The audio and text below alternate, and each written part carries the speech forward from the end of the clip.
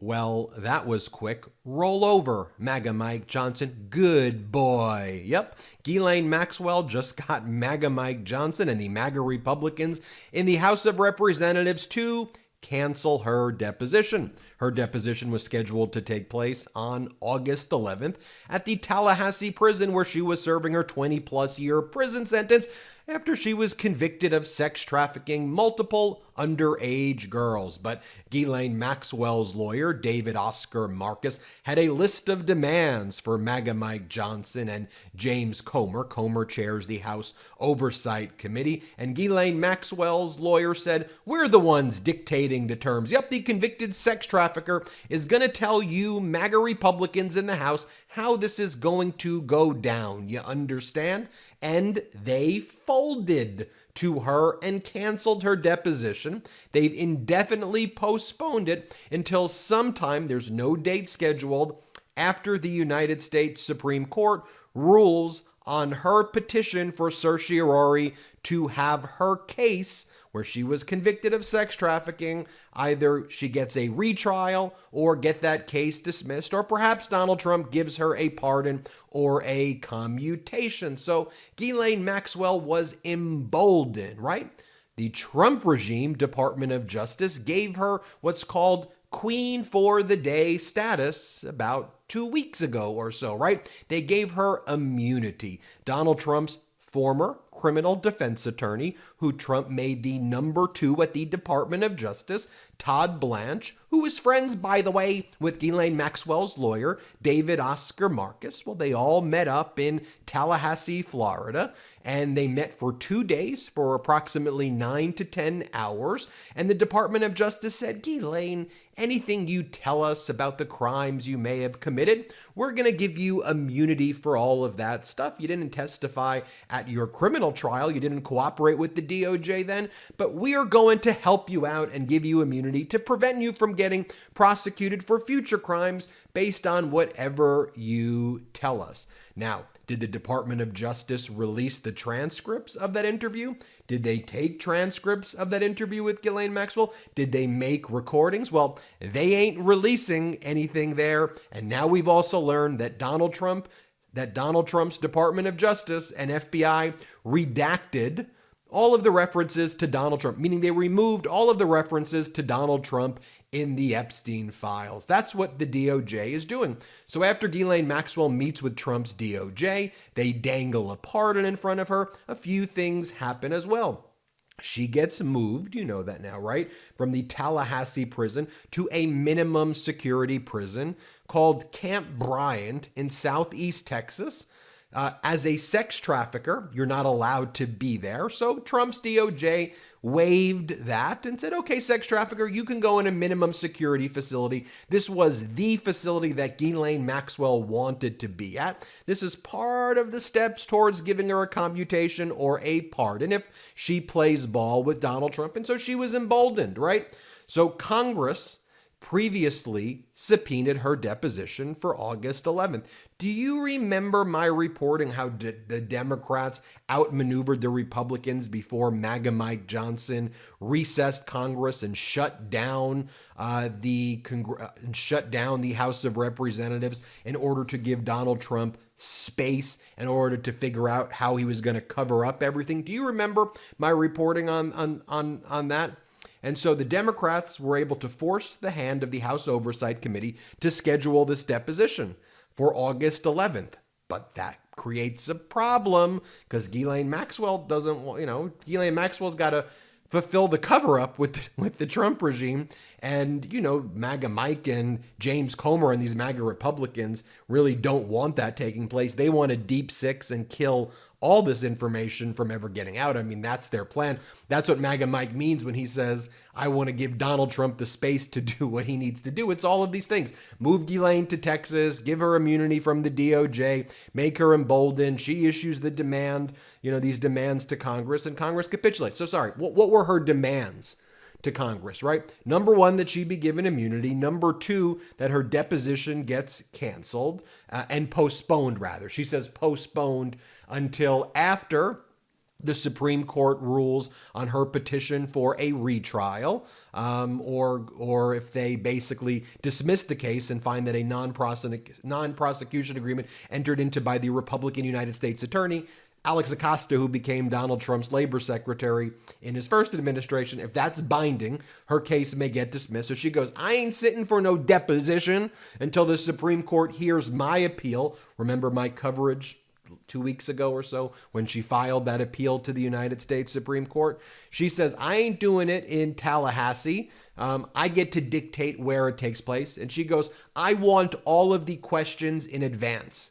That's what she said are my requirements.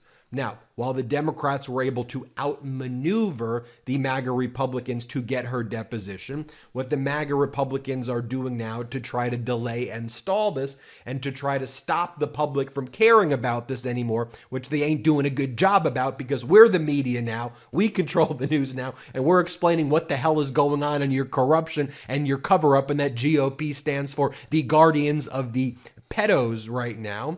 But what the Republicans have done in response to try to cover this up is they go, sure, yes, we have to give a deposition, but we are going to negotiate with Ghislaine and we're going to set her deposition, but her lawyer has made certain requests and demands, so we are negotiating in good faith with Ghislaine's lawyer. So yes, Ghislaine and your lawyer, we will postpone matters until after the Supreme Court rules on your petition. But one of the things Ghislaine said also in her letter was after a ruling on her forthcoming habeas corpus petition to the federal court in New York, she's going to ask for a new trial there. And as I've been telling you for weeks now, Donald Trump gave her a golden ticket to get a retrial. Trump may not even have to pardon her or give her a commutation because the combination of what's going on with the Supreme Court and Trump giving her a golden ticket with the Southern District of New York federal court may be enough, because she's going to say, hey,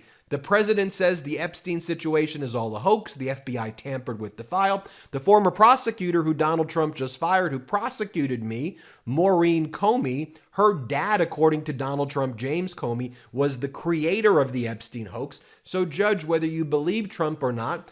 I now have to explore that in a new trial, so I deserve a new trial. And now she's telling Congress, you can't take my deposition until I make those arguments. So first the Supreme Court has to make its ruling, late September, and then she's going to do her, what she calls her forthcoming habeas corpus petition. When does that get ruled on? October, November, December? So the point of all of this is she effectively pushes her deposition till sometime in 2026.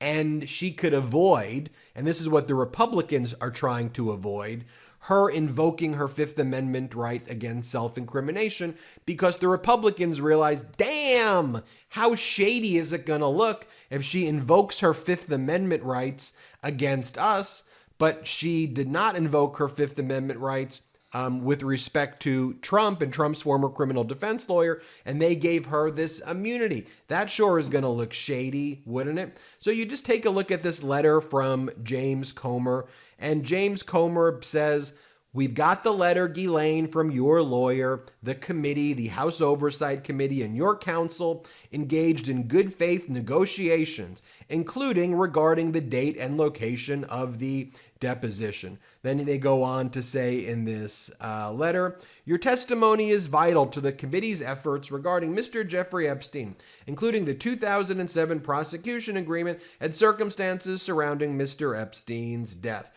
These investigative efforts may be used to form potential legislation to improve federal efforts to combat sex trafficking and reform the use of non-prosecution agreements and or plea agreements in sex crime investigations. Pause there. Do you see the little favor that James Comer and the MAGA Republicans are giving her there by saying that we are potentially exploring how to reform non-prosecution agreement deals entered into by United States attorneys, aren't they somewhat tacitly admitting that there was a problem with the non-prosecution agreement that was entered into the first place, and that she may be bound by it, and there's nothing that they can do about it, and thus they need to explore legislation to deal with the mistake that was made by Alex Acosta, who became Trump's labor secretary? Then they go on, Comer goes on to say, "We will continue in good faith negotiations with you."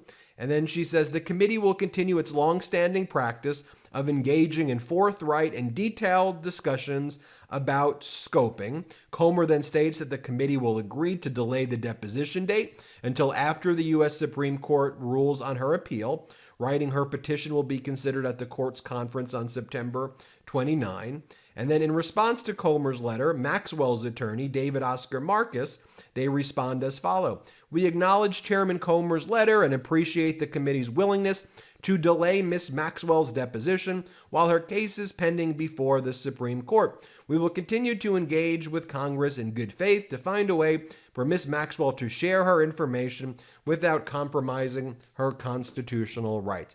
Do you see the way that the MAGA Republicans are treating her? They're treating her like a damn hero, not the victims. Can I just make this point very clear? I know you know this because you watch the MeidasTouch network frequently. We don't actually want Ghislaine Maxwell's death. Do we really care about Ghislaine Maxwell? That's not the Epstein files.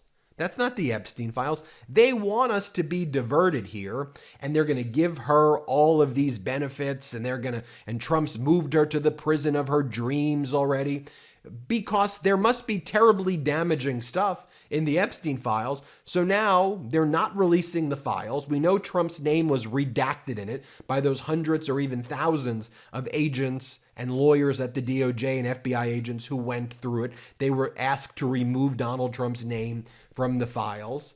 So they didn't release the files. They redacted Trump's names. They went to Ghislaine Maxwell. They've given her immunity. They've treated her like a hero. They moved her to the Southeast Texas prison. What are we even talking about, folks? Just release the freaking files here. Now, let me show you again. This was MAGA Mike.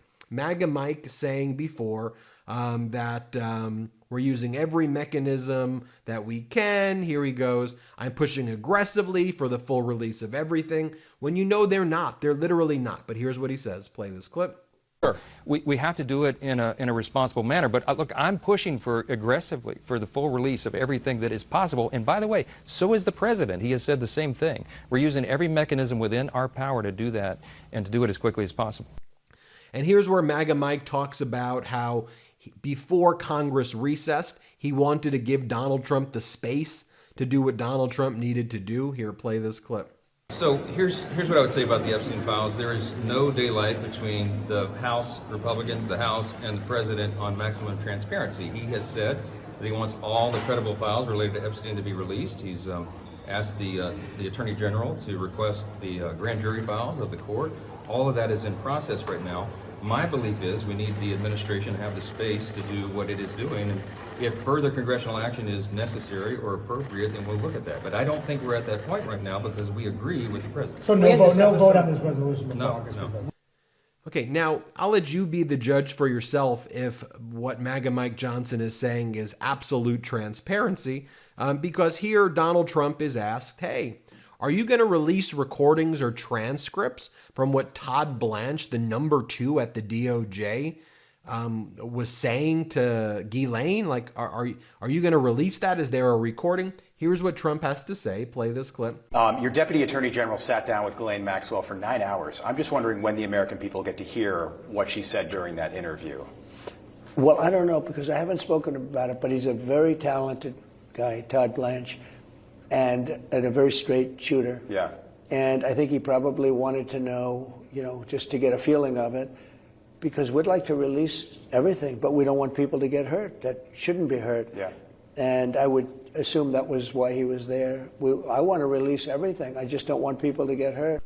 And folks, I can't even emphasize enough how unprecedented, unusual it would be. This has never happened in American history, where the Deputy Attorney General meets with a convicted sex trafficker, yet alone one who knew the President of the United States and was there since the late 80s, and was someone who articles in the Sunday Mirror said brought Donald Trump young women, and someone who was there who sex trafficked girls at Mar-a-Lago like Virginia Giuffre.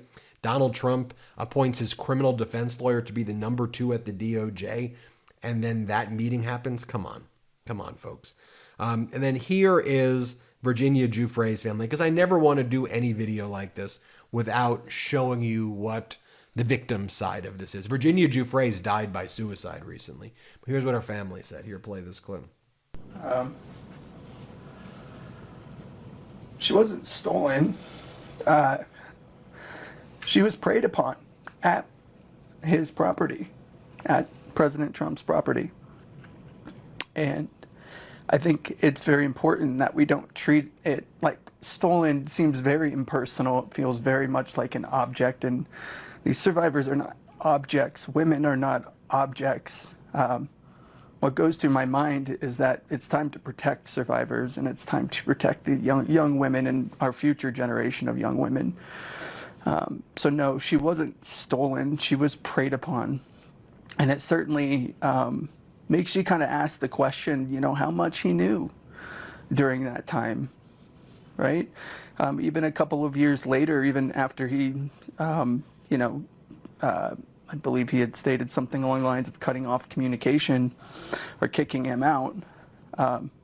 He described Jeffrey Epstein as somebody who really enjoyed being around young women.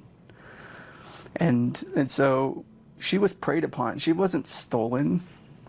That's a predator that came and took her and did absolutely horrible things to her and so many other women out there. And of course, they were responding to Donald Trump, saying that the reason he had a falling out with Epstein is that Epstein stole his help. They stole the people. And then he was asked, the underage girls like Virginia Giuffre, yeah, he stole them from me. They were mine. He stole them from me. Well, that happened in, first off, they're not your property, sicko.